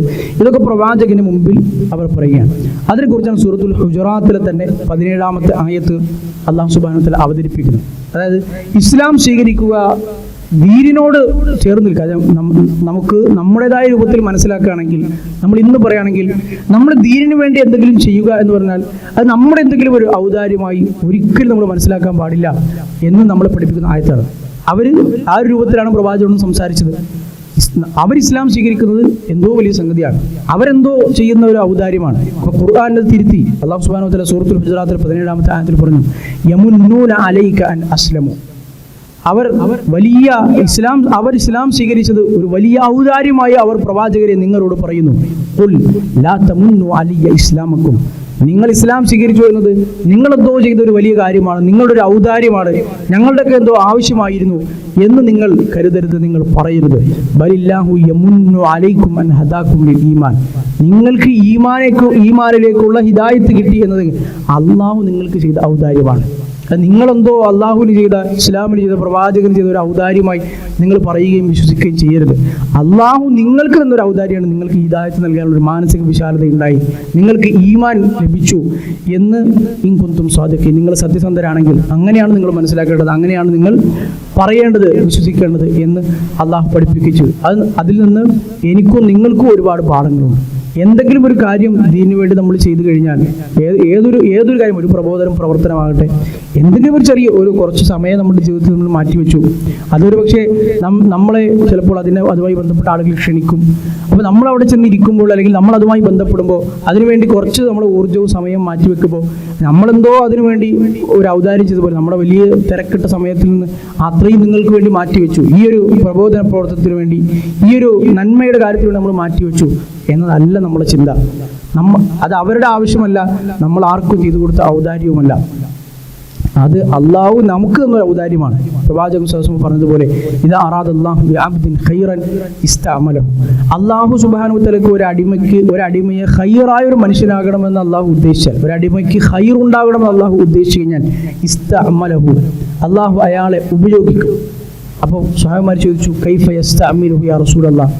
അള്ളാഹു ഒരാളെ ഉപയോഗിക്കുക എന്ന് പറഞ്ഞാൽ, അള്ളാഹു ഒരാളെ യൂസ് ചെയ്യുക എന്ന് പറഞ്ഞാൽ എന്താണ് അള്ളാഹുവിൻ്റെ പ്രവാചകരെ?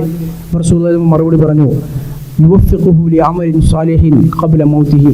മരിക്കുന്നതിന് മുൻപ് അമൽ സ്വാലിഹാത്തുകൾ ചെയ്യാൻ ഒരാൾക്ക് തൗഫീഖ് കൊടുക്കുക എന്ന് പറഞ്ഞാൽ എന്നതാണ് അള്ളാഹു ഒരാളെ ഉപയോഗിക്കുക എന്ന് പറഞ്ഞാൽ അതിനർത്ഥം. അപ്പം അള്ളാഹു നമുക്ക് നൽകുന്ന ഔദാര്യമാണ് നമുക്കൊരു നന്മയുടെ ഒരു ഭാഗമാക്കാൻ കഴിയുന്നു, കുറച്ച് സമയം നമ്മുടെ ജീവിതത്തിൽ മാറ്റിവെക്കാൻ കഴിയുന്നു, കുറച്ച് സമ്പത്ത് നമ്മുടെ ജീവിതത്തിൽ മാറ്റിവെക്കാൻ കഴിയുന്നു, കുറച്ച് ഊർജ്ജം ചെലവഴിക്കാൻ കഴിയുന്നു, കുറച്ചൊക്കെ ത്യാഗങ്ങളും ബുദ്ധിമുട്ടുകളും ഒക്കെ നമുക്ക് സഹിക്കാൻ കഴിയുന്നു. ഇത് അള്ളാഹു നമുക്ക് നാളെ പരലോകത്ത് നമുക്ക് ഗുണം കൊണ്ടാകണം എന്ന ലക്ഷ്യത്തിൽ നമുക്ക് ഇങ്ങനെ ഇട്ടുതരുന്ന അവസരങ്ങളായിട്ടാണ് ഇത് പറയുന്നു, ഞാനും കേൾക്കുന്നു, നിങ്ങളും മനസ്സിലാക്കേണ്ടത്.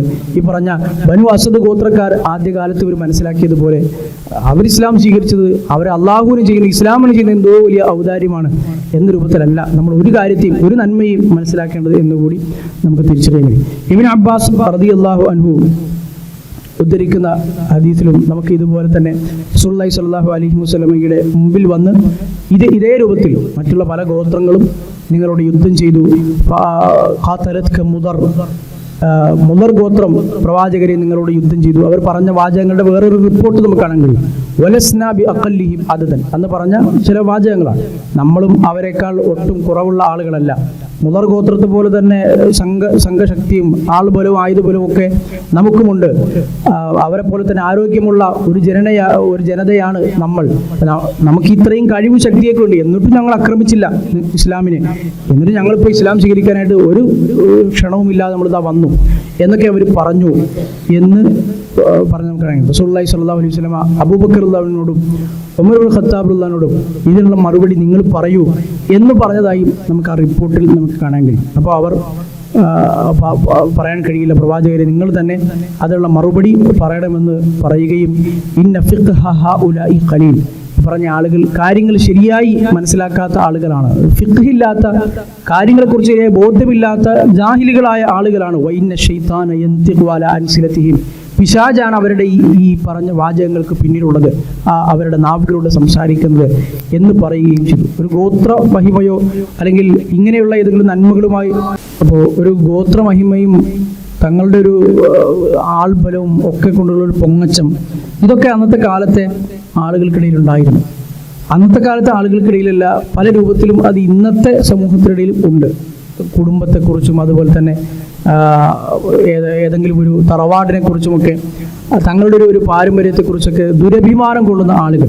അപ്പോൾ ഇസ്ലാം വന്നതോടുകൂടി പ്രവാചകൻ സല്ലല്ലാഹു അലൈഹി വസല്ലമ ജനങ്ങളെ അത്രയധികം വലിയ രൂപത്തിൽ അത് പ്രകടിപ്പിക്കുകയും നേരത്തെ പറഞ്ഞതുപോലെ പ്രസംഗവും കവിതയും ഒക്കെയായി അതിനിങ്ങനെ പാടി പുകഴ്ത്തി സമൂഹത്തിൽ തങ്ങളുടെ ഒരു പൊങ്ങച്ചം പ്രകടിപ്പിക്കുകയൊക്കെ ചെയ്യുന്ന സമൂഹത്തിലെ ആളുകളോട് അതിലൊന്നും ഒരു കാര്യവും ഇല്ല എന്നും, ഒരാൾ എത്ര വലിയ തറവാട്ടുകാരനായിരുന്നാലും ഈ ആദർശവും അള്ളാഹുവിനോടുള്ള തഖ്വയും ഇതൊക്കെ ഉൾക്കൊള്ളുന്നതിലൂടെയാണ് അയാൾക്ക് അള്ളാഹുവിൻ്റെ അടുത്ത് എന്തെങ്കിലും ഒരു സ്ഥാനമാനങ്ങൾ ലഭിക്കുന്നതെന്നും ഇസ്ലാം പഠിപ്പിക്കുകയും ചെയ്തു. സൂറത്തുൽ ഹുജറാത്തിൽ തന്നെയാണല്ലോ, സൂറത്തുൽ ഹുജറാത്തിൻ്റെ 13-ാമത്തെ ആയത്തിലാണ് ഇതിന് ഉള്ള ഒരു ഏറ്റവും വലിയ ലോകത്ത് തന്നെ മറ്റു മതങ്ങളിലോ പ്രത്യയശാസ്ത്രങ്ങളിലോ കാണാത്ത ഒരു പ്രഖ്യാപനം കൂടി നമ്മൾ കാണുന്നത്.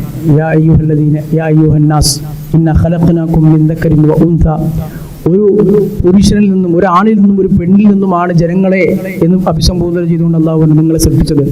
വജഅൽനാകും ശുഊബൻ വഖബായിൽ, നിങ്ങളെ വിവിധ ഗോത്രങ്ങളും അതുപോലെ തന്നെ ഷഅബ് കബീലകൾ, വിവിധ ഗോത്രങ്ങൾ, അതുപോലെ തറവാടുകൾ, സമൂഹങ്ങൾ ഒക്കെയായി അല്ലാഹു സുബ്ഹാനഹു വ തആല ഇങ്ങനെ വേർതിരിച്ചത് തആറഫു, നിങ്ങൾ പരസ്പരം മനസ്സിലാക്കുന്നതിന് വേണ്ടിയിട്ടാണ്.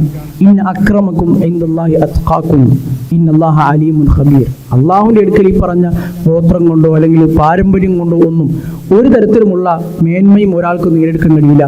ഇന്ന അക്രമക്കും ഇൻദല്ലാഹി അത്ഖാക്കും, അള്ളാഹുവിൻ്റെ അടുക്കൽ ഏറ്റവും അക്രമായ ആൾ, ഏറ്റവും ആദരിക്കപ്പെടുന്ന, ശ്രേഷ്ഠതയുള്ള, ബഹുമാനിക്കപ്പെടുന്ന റബ്ബിൻ്റെ അടുക്കൽ ശ്രേഷ്ഠതയും മഹത്വവും ബഹുമാനവും ആദരവും കൈവരണമെങ്കിൽ അത്ഖാക്കും, ജീവിതത്തിൽ റബ്ബിനെ ഏറ്റവും കൂടുതൽ സൂക്ഷിക്കുകയും പേടിക്കുകയും ചെയ്തവർക്ക് മാത്രമേ കഴിയുകയുള്ളൂ എന്ന് പഠിപ്പിക്കുന്നത് ഇതേ സൂറത്തുൽ ഹുജറാത്തിലാണ്. അപ്പോൾ സൂറത്തുൽ ഹുജറാത്തിൽ ഈ വർഷവുമായി ബന്ധപ്പെട്ട ഇങ്ങനെയുള്ള പല കാര്യങ്ങളും പറയുന്നത് നമുക്ക് കാണാൻ കഴിയും. പിന്നീട് നാം നേരത്തെ പറഞ്ഞതുപോലെ തുലൈഹത്തുൽ അസദി, തുലൈഹത്ത് ബിൻ ഖുവൈലിദ് അൽ അസദി എന്ന് പറയുന്ന ഒരു മനുഷ്യൻ ഈ ബനു അസദ് ഗോത്രത്തിലെ ഈ ഒരു പ്രമുഖന്മാരിൽപ്പെട്ട ഒരാൾ, ഇസ്ലാം സ്വീകരിക്കാനായി റസൂലുള്ളാഹി സ്വല്ലല്ലാഹു അലൈഹി വസല്ലം അടുത്ത് ഈ പറഞ്ഞ സംഘത്തിലുണ്ട്. പ്രവാചകന്റെ വഫാത്തിന് ശേഷം, പിൽക്കാലത്ത് റസൂലുള്ളാഹി സ്വല്ലല്ലാഹു അലൈഹി വസല്ലമയുടെ വഫാത്തിന് ശേഷം വ്യാജ പ്രവാചകത്വം ഉന്നയിച്ച ആളുകളിൽ ഒരാൾ കൂടിയാണ് ഈ തുലൈഹത്തുൽ അസദി. തുലൈഹത്തുൽ അസദി എന്ന മനുഷ്യൻ പിന്നീട് അല്ലാഹു റസൂൽ സല്ലല്ലാഹു അലൈഹി വസല്ലമയുടെ വഫാത്തിന് ശേഷം വ്യാജനായി പ്രവാചകത്വം, താൻ പ്രവാചകനാണ് എന്ന് വാദിക്കുകയും നബുവത്ത് വാദിക്കുകയും ഈ പറഞ്ഞ ബനു അസദിൽപ്പെട്ട കുറേ ആളുകൾ അയാളെ പിന്തുടരുകയും ഒക്കെ ചെയ്തു. ഖാലിദ് ഇബ്നുൽ വലീദ് റളിയല്ലാഹു അൻഹുവിന്റെ നേതൃത്വത്തിലാണ് അന്ന് അവരുമായി യുദ്ധം നടക്കുന്നത്.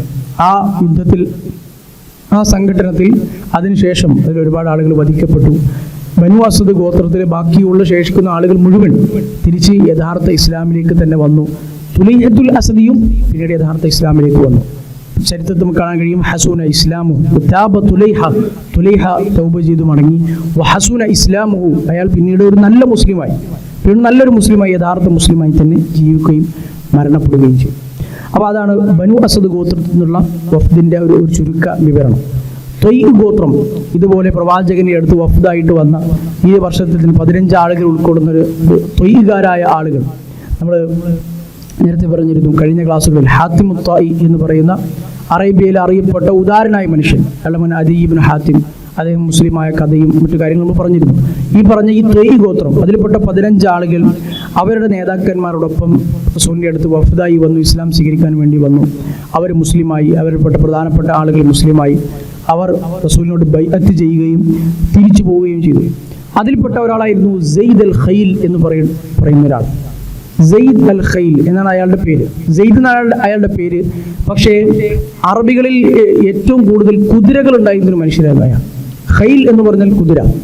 അപ്പോൾ അയാളെ വിളിക്കുന്നത് തന്നെ അന്നത്തെ കാലത്ത് തന്നെ, ജാഹിലിയ കാലത്ത്, ഈ കാലത്ത് തന്നെ ആളുകൾ വിളിക്കുന്നത് സെയ്ദ് അൽ ഖൈൽ എന്നാണ്. കുതിരക്കാരനായാലും കുതിരയുമായി ബന്ധപ്പെട്ട ആളെന്നത് സെയ്ദ്. അയാളുടെ കുതിരകൾ, അറേബ്യയെ സംബന്ധിച്ചിടത്തോളം ഒട്ടകങ്ങൾ ആളുകൾക്ക് ഒരുപാട് ഉണ്ടാകാം, പക്ഷെ കുതിരകൾ ഒരാൾക്ക് ഉണ്ടാകുന്നതിന് പരിമിതിയുണ്ട്. അറബി കുതിരകൾ വളരെ മേന്മയുള്ള കുതിരകളാണ്. അത് തന്നെ ഈ അറബികൾക്കിടയിൽ തന്നെ ഒരാൾക്ക് കൂടിപ്പോയാൽ 1-2 കുതിരകൾ ഉണ്ടാവുള്ളൂ. ഒരുപാട് കുതിരകൾ ഒട്ടകങ്ങളെ പോലെ വ്യാപകമായി ഭക്ഷണത്തിനും മറ്റും ഉപയോഗപ്പെടുത്തുന്ന ഒന്നല്ല കുതിരകൾ. കുതിരകൾക്ക് നല്ല വിലയുമുണ്ട്. അപ്പോൾ കുതിരകൾ ഒരുപാട് ആളുകൾക്ക് ഇല്ല. അന്നത്തെ കാലത്ത് നല്ല അറിയപ്പെട്ട, പ്രശസ്തി നേടിയ മുന്തിയ ഇനം കുതിരകൾ, അതിൽ ചരിത്രത്തിൽ നമുക്ക് കാണാൻ കഴിയും. അദ്ദേഹത്തിന് വളരെ അറിയപ്പെട്ട 5 കുതിരകൾ, അതിൻ്റെ പേരുകളൊക്കെ ചരിത്രത്തിൽ ഉദ്ധരിക്കപ്പെട്ട് നമുക്ക് കാണാൻ കഴിയും. അത് അതിൻ്റെ സത്യാവസ്ഥയും മറ്റും നമുക്കറിയില്ല. ഏതായിരുന്നാലും നല്ല മുന്തിയ ഇനം കുതിരകളുള്ള, കുതിരയോട്ടത്തിൽ വിദഗ്ധനായിരുന്ന, അതോടൊപ്പം നല്ല സമ്പന്നനും നല്ല ഔദാര്യവാനും ഒക്കെ ആയിരുന്ന ഒരു മനുഷ്യനാണ് സെയ്ദുൽ ഖൈൽ. അതുകൊണ്ട് തന്നെ അറബികളുടെ ഇടയിൽ നല്ല പ്രശസ്തിയുണ്ട് അദ്ദേഹത്തിന്. സെയ്ദുൽ ഖൈൽ എന്ന് പറഞ്ഞാൽ അറബികൾക്ക് എല്ലാവർക്കും അറിയാം, റസൂലുള്ളാഹി സ്വല്ലല്ലാഹു അലൈഹി വസല്ലം അറിയാം ഇങ്ങനൊരു മനുഷ്യനാണ് സെയ്ദുൽ ഖൈൽ. അപ്പോൾ ത്വയ്യ് ഗോത്രത്തിൽ നിന്നുള്ള ഈ വഫ്ദ് വന്നപ്പോൾ ഇതിൽ സെയ്ദുൽ ഖൈലുമുണ്ട്. ഇദ്ദേഹത്തെ കണ്ടപ്പോൾ റസൂലുള്ളാഹി സ്വല്ലല്ലാഹു അലൈഹി വസല്ലം പറഞ്ഞ വാചകങ്ങൾ നമുക്ക് കാണാൻ കഴിയും. പ്രവാചകൻ അദ്ദേഹത്തോട് ചോദിച്ചു, മൻ അന്ത്, നിങ്ങൾ ആരാണ്? സെയ്ദുൽ ഖൈൽ കണ്ടു. അപ്പോൾ അദ്ദേഹം പറഞ്ഞു, അന സെയ്ദുൽ ഖൈൽ ഇബ്നുൽ മുഹൽഹിൽ, മുഹൽഹിലിൻ്റെ മകൻ, ഉപ്പയുടെ പേരാണ്, സെയ്ദുൽ ഖൈൽ ആണ് ഞാൻ. അപ്പോൾ റസൂലുള്ളാഹി സ്വല്ലല്ലാഹു അലൈഹി വസല്ലം തിരിച്ചു പറഞ്ഞു, മാ ദുകിറ ലി റജുലുൻ മിനൽ അറബ് ബിഫദ്ലിൻ ثم ജാഅനി ഇല്ലാ റഅയ്തുഹു ദൂന മാ യുഖാലു ഫീഹി. അറബികൾപ്പെട്ട ഏതൊരു മനുഷ്യൻ, കുറേ വലിയ ശ്രേഷ്ഠതയും മഹത്വമൊക്കെ പ്രശസ്തരായ പല ആളുകളെയും കുറിച്ച് ആളുകൾ പറയാറുണ്ട്. പക്ഷെ അവരൊക്കെ നേരിൽ കാണുമ്പോൾ ആ പറഞ്ഞത്രയൊന്നും ഉണ്ടാവില്ല. ആളുകൾ ഇങ്ങനെ പറഞ്ഞിങ്ങനെ പുകഴ്ത്തി പറഞ്ഞ് പ്രശസ്തിയായി പല വലിയ ഗുണങ്ങളുമുണ്ട്, വലിയ ഔദാര്യവാനാണ് എന്നൊക്കെ ആളുകൾ പറയും. പക്ഷെ അവരിൽ അങ്ങനെയുള്ള ഗുണങ്ങൾ സാധാരണഗതിയിൽ കാണപ്പെടാറില്ല. പക്ഷേ പറഞ്ഞു കേട്ടതിന് പോലെ തന്നെ ഗുണങ്ങളുള്ള, നല്ല സ്വഭാവമുള്ള ഒരാൾ, അത് സെയ്ദ് നിങ്ങളാണ്, നിങ്ങളെ ഞാൻ അങ്ങനെ കാണുന്നു എന്ന്, ഇല്ല സെയ്ദുൽ ഖൈൽ, സെയ്ദുൽ ഖൈൽ അല്ലാതെ അങ്ങനെ ഇല്ല എന്ന് റസൂലുള്ളാഹി സ്വല്ലല്ലാഹു അലൈഹി വസല്ലം പറയുകയും ചെയ്തു. അത് മാത്രമല്ല, ഒരു കുതിര എന്നർത്ഥം വരുന്ന ഖൈൽ എന്ന വാക്കിന് മാറ്റി അദ്ദേഹത്തിന്റെ പേരിന്റെ കൂടെ ആളുകളുടെ മനസ്സിലൊക്കെ പ്രതിഷ്ഠ നേടിയാണ് ഖൈൽ എന്ന വാക്ക്. അപ്പൊ അതിനെ മാറ്റി, അതിനിപ്പോൾ കുതിര എന്നേ അർത്ഥമുള്ളൂ, അതിനെ മാറ്റി റസൂലുള്ളാഹി സ്വല്ലല്ലാഹു അലൈഹി വസല്ലം സെയ്ദ് അൽ ഖൈർ, നന്മയുള്ള സെയ്ദ്, നല്ല ഗുണവിശേഷങ്ങളുള്ള സെയ്ദ് എന്ന് പ്രവാചകൻ പേര് മാറ്റി കൊടുക്കുകയും ചെയ്തു, സെയ്ദുൽ ഖൈർ. അദ്ദേഹം പിന്നീട് ഈ യാത്രയിൽ തന്നെ മദീനയിൽ നിന്ന് പനി പിടിപെടുകയും, മദീനയിൽ നിന്നുണ്ടായിരുന്ന ഒരു പനി, ഒരു വബാ, മദീനക്കാരായ ആളുകൾക്ക്, മദീനയിൽ എത്തുന്ന ആളുകൾക്ക് ബാധിക്കുന്ന ഒരു പനിയെക്കുറിച്ച് ഹിജ്റയുടെ ആ ക്ലാസ്സുകൾ നമ്മൾ സൂചിപ്പിച്ചിട്ടുണ്ട്. ആ പനി അദ്ദേഹത്തിന് ബാധിക്കുകയും പിന്നീട് അദ്ദേഹം നാട്ടിലെത്തി വളരെ പെട്ടെന്ന് തന്നെ മരണപ്പെടുകയും ചെയ്തിട്ടുണ്ട്. ഏതായിരുന്നാലും അദ്ദേഹത്തെ റസൂലുള്ളാഹി സ്വല്ലല്ലാഹു അലൈഹി വസല്ലം സെയ്ദുൽ ഖൈർ എന്ന അദ്ദേഹത്തിന്റെ പേര് മാറ്റിക്കൊടുത്തു. ആ സംഭവത്തിൽ നിന്ന് നമുക്ക് മനസ്സിലാക്കാനുള്ള മറ്റൊരു പാഠമാണ് നമ്മുടെ പേരുകളുമായി ബന്ധപ്പെട്ട ഒരു പാഠം. ചില ആളുകൾക്ക് ഒരു പക്ഷേ മാതാപിതാക്കളുടെ അറിവില്ലായ്മ കൊണ്ടോ അന്നത്തെ കാലഘട്ടത്തിൽ ഒരു ട്രെൻഡ് കൊണ്ടോ അത്ര നന്മയില്ലാത്ത, അല്ലെങ്കിൽ ഒരു ഇസ്ലാമികമായി തോന്നാത്ത, ഒരു നന്മയുടെ യാതൊരു അടയാളങ്ങളും ഇല്ലാത്ത പേരുകൾ, ഒരു പക്ഷേ വേറെ എന്തെങ്കിലും തരത്തിലുള്ള അർത്ഥം വരുന്ന പേരുകളൊക്കെ ഉണ്ടായേക്കാം. പ്രവാചകന്റെ കാലത്തും അങ്ങനെ ഉണ്ടായിരുന്നു. ആ പേരുകൾ നമുക്കതിനെക്കുറിച്ച് ബോധ്യമുണ്ടായി കഴിഞ്ഞാൽ ആ പേര് മാറ്റുക എന്നതാണ് പ്രവാചകന്റെ ചര്യ. ആ പേര് അതേപടി നിലനിർത്തുക എന്നതല്ല. പല സംഭവങ്ങൾ നമുക്ക് കാണാൻ കഴിയും. ഒരു സ്ത്രീയുടെ പേര് ജസ്സാമ എന്ന് പേരുള്ള ഒരു പെൺകുട്ടി, ഒരു സ്ത്രീയുടെ പേര് ജസ്സാമ എന്ന് പറഞ്ഞാൽ നല്ല വലിയ ശരീരമുള്ളവൾ എന്നാണ് അർത്ഥം. ജസ്സാം, നല്ല ഒരു തടിച്ചി എന്നൊക്കെ നമുക്ക് പറയാൻ കഴിയുന്ന രൂപത്തിൽ വലിയ ശരീരമുള്ള സ്ത്രീ. അപ്പോൾ റസൂലുള്ളാഹി സ്വല്ലല്ലാഹു അലൈഹി വസല്ലം അത് മാറ്റി, അതൊരു നല്ല പേരല്ല, അതിനു പകരം ഹസ്സാന എന്ന പേര് കൊടുക്കുകയും ചെയ്തു. ഹസ്സാന, നല്ല ഭംഗിയുള്ളവൾ എന്നുള്ള പേര്, ഒരു നന്മയുമായി ബന്ധപ്പെട്ട ഒരു പേര്. ഈ ഹസ്സാന എന്ന പേര് അങ്ങനെ നമുക്ക് സമൂഹത്തിൽ കാണാറുമില്ല. അറബികൾക്കിടയിലും അത്ര ഒരു പ്രചാരം നേടിയിട്ടില്ല. അപ്പോൾ ഷെയ്ഖ് മുഹമ്മദ് നാസിറുദ്ദീൻ അൽ അൽബാനി റഹ്മത്തുള്ളാഹി അലൈഹി, അദ്ദേഹം ഹദീസ് പണ്ഡിതനായിരുന്നു, ഹദീസിൽ അഗ്രഗണ്യനായിരുന്നു. അദ്ദേഹത്തിൻ്റെ ഹദീസ് വിഷയത്തിലെ പാണ്ഡിത്യത്തെക്കുറിച്ച് പറയേണ്ടതില്ല, അത്രമാത്രം അറിയപ്പെട്ടതാണ് ഇമാം അൽബാനി റഹ്മത്തുള്ളാഹി. അദ്ദേഹം ആദ്യമായിട്ട് ഈ ഹദീസ് കണ്ടു, ആ ഹദീസിനെ കുറിച്ച് പഠിച്ചു വായിച്ചപ്പോൾ ആ ഹദീസ് കണ്ടു. അപ്പോൾ അദ്ദേഹത്തിന് ഒരു രസകരമായി, ഞാൻ എൻ്റെ ഒരു വായനയിൽ നിന്ന് എനിക്ക് എൻ്റെ ഓർമ്മയിലുള്ള സംഭവം സൂചിപ്പിക്കുകയാണ്. അപ്പോൾ അദ്ദേഹം ആ ഹദീസ് കണ്ടു. അപ്പോൾ അദ്ദേഹം നോക്കിയപ്പോൾ തൻ്റെ പരിചയത്തിലുള്ള ഒരാൾക്കും പെൺമക്കൾക്ക് ഹസ്സാന എന്നുള്ള പേരില്ല. അപ്പം അങ്ങനെ അദ്ദേഹത്തിന് പിന്നീടുണ്ടായ മകൾക്ക് ഹസ്സാന എന്ന പേരിട്ടു. ഇമാം അൽബാനി റഹ്മത്തുള്ളാഹിയുടെ ഒരു മകളുടെ പേര് ഹസ്സാന എന്നാണ് കൂടി സൂചിപ്പിച്ചു എന്ന് മാത്രം. അതുപോലെ തന്നെ നിരവധി പേരുകൾ, ഹുസ്ന് അല്ലെങ്കിൽ ഹസൻ, ബുദ്ധിമുട്ട്, മനപ്രയാസം, സങ്കടം എന്നൊക്കെ അർത്ഥം വരുന്നൊരു ആളുണ്ടായിരുന്നു റസൂലുള്ളാഹി സ്വല്ലല്ലാഹു അലൈഹി വസല്ലമയുടെ ജീവിതകാലത്ത് തന്നെ. അപ്പോൾ അദ്ദേഹത്തിനോട് ആ പേര് വന്നപ്പോൾ റസൂലുള്ളാഹി അത് മാറ്റി സഹിൽ, ആ ബുദ്ധിമുട്ട്, പ്രയാസം, മനപ്രയാസം, സങ്കടം എന്നൊക്കെയുള്ള അർത്ഥം വരുന്ന പേര് മാറ്റി സഹിൽ, എളുപ്പം എന്നർത്ഥം വരുന്ന, ലളിതം എന്നൊക്കെ അർത്ഥം വരുന്ന പേരിട്ട് കൊടുത്തു. നമുക്ക് അങ്ങനെ നിരവധി സംഭവങ്ങൾ റസൂലുള്ളാഹി സ്വല്ലല്ലാഹു അലൈഹി വസല്ലമയുടെ ജീവിതത്തിൽ ഉണ്ടായി നമുക്ക് കാണാൻ കഴിയും. പ്രവാചകന്മാരുടെ പേരുകൾ ഏറ്റവും ഉത്തമമായ പേരുകളാണെന്ന് പ്രവാചകൻ പഠിപ്പിച്ചിട്ടുണ്ട്. അബ്ദുറഹ്മാൻ എന്നീ പേരുകൾ അള്ളാഹുവിൻ്റെ ഏറ്റവും ഇഷ്ടമുള്ള പേരുകളാണ് എന്ന് റസൂലുള്ളാഹി സ്വല്ലല്ലാഹു അലൈഹി വസല്ലം പഠിപ്പിക്കുകയും ഒക്കെ ചെയ്തിട്ടുണ്ട്. അപ്പോൾ നമുക്കും നമ്മുടെ ചുറ്റുവട്ടത്തുമുള്ളവർക്കും നമ്മുടെ പരിചയത്തിലുള്ളവർക്കുമൊക്കെ ഒരു എന്തെങ്കിലും തരത്തിലുള്ള തെറ്റായ അർത്ഥങ്ങൾ നൽകുന്ന, ഒരു നന്മയുടെ അടയാളങ്ങളും ഇല്ലാത്ത, ഇസ്ലാമികമായ യാതൊരു തരത്തിലുമുള്ള മൂല്യങ്ങൾക്കും പ്രദർശിപ്പിക്കാത്ത പേരുകളുണ്ട് എങ്കിൽ നാളെ പരലോകത്തും ഒക്കെ നമ്മുടെ പേരിൻ്റെ അടിസ്ഥാനത്തിൽ തന്നെയാണല്ലോ നമ്മൾ വിളിക്കപ്പെടുകയും നമ്മുടെ കാര്യങ്ങൾ തീരുമാനിക്കപ്പെടുകയും ഒക്കെ ചെയ്യുക. അപ്പോൾ ആ പേരുകൾ, നല്ല പേരുകൾ ഇടുക എന്നത്, നല്ല അർത്ഥമുള്ള പേരുകൾ ഇടുക എന്നതായിരുന്നു റസൂലുള്ളാഹി സ്വല്ലല്ലാഹു അലൈഹി വസല്ലമയുടെ ചര്യ. അങ്ങനെ ഇല്ലാത്ത പേരുകൾ, വെറുതെ ഉള്ള കുറേ പേരുകൾ, ഇപ്പോൾ ഖൈൽ പോലുള്ള പേരുകൾ പ്രവാചകൻ മാറ്റുകയും അതേപോലെ ഖൈർ, നന്മ, ഖൈർ എന്നുള്ള പേര് നൽകുകയും ചെയ്ത ചരിത്രം കൂടി ത്വയ്യ് ഗോത്രം പ്രവാചകന്റെ അടുത്ത് വഫ്ദ് വന്നപ്പോൾ നമുക്ക് കിട്ടുന്ന ഒരു പാഠമാണ്. റസൂലുള്ളാഹി സ്വല്ലല്ലാഹു അലൈഹി വസല്ലമയുടെ ജീവിതത്തിൽ ഇനിയും ആമുൽ വുഫൂദിൽ നമ്മൾ പറഞ്ഞതുപോലെ ഒരുപാട് ഗോത്രങ്ങൾ, ബുജൈല ഗോത്രം, ഇനി പറയാൻ പോകുന്ന പല ഗോത്രങ്ങളുമുണ്ട്. അതിൽ ഞാൻ നേരത്തെ സൂചിപ്പിച്ച എല്ലാ ഗോത്രങ്ങളിലും നമ്മൾ പറഞ്ഞില്ലെങ്കിലും ഇങ്ങനെയുള്ള ചില നമുക്ക് കിട്ടുന്ന ചില ഫായിദകൾ, ചില ഉപകാരങ്ങൾ കിട്ടുന്ന ചില പ്രധാനപ്പെട്ട സംഭവങ്ങൾ നടന്ന, നമുക്കെന്തെങ്കിലും തരത്തിലുള്ള അറിവുകൾ കിട്ടുന്ന ഗോത്രങ്ങളെ നമുക്ക് ഇൻഷാ അല്ലാഹ് വീണ്ടും പരാമർശിക്കേണ്ടതുണ്ട്. അല്ലാഹു സുബ്ഹാനഹു വ തആല പ്രവാചക ജീവിതം പഠിക്കാനും റസൂലുള്ളാഹി സ്വല്ലല്ലാഹു അലൈഹി വസല്ലമയുടെ ജീവിതത്തിൽ നിന്ന് പാഠങ്ങൾ ഉൾക്കൊള്ളാനും നമ്മുടെ ജീവിതം കൂടുതൽ അറിയുന്നതിനും പഠിക്കുന്നതിനും അനുസരിച്ച് മെച്ചപ്പെടുത്താനും അല്ലാഹുവിൻ്റെ റസൂലിൻ്റെ ആദർശമനുസരിച്ച്, പ്രവാചകന്റെ സുന്നത്തനുസരിച്ച്, ചര്യയനുസരിച്ച് നമ്മുടെ ജീവിതത്തെ മുന്നോട്ട് കൊണ്ടുപോകാനും അല്ലാഹു സുബ്ഹാനഹു വ തആല നമുക്കെല്ലാവർക്കും തൗഫീഖ് നൽകി അനുഗ്രഹിക്കുമാറാകട്ടെ. വഹാദാ വസല്ലല്ലാഹു അലാ നബിയ്യിനാ മുഹമ്മദ് വഅലാ ആലിഹി വസഹ്ബിഹി അജ്മഈൻ വൽഹംദുലില്ലാഹി റബ്ബിൽ ആലമീൻ.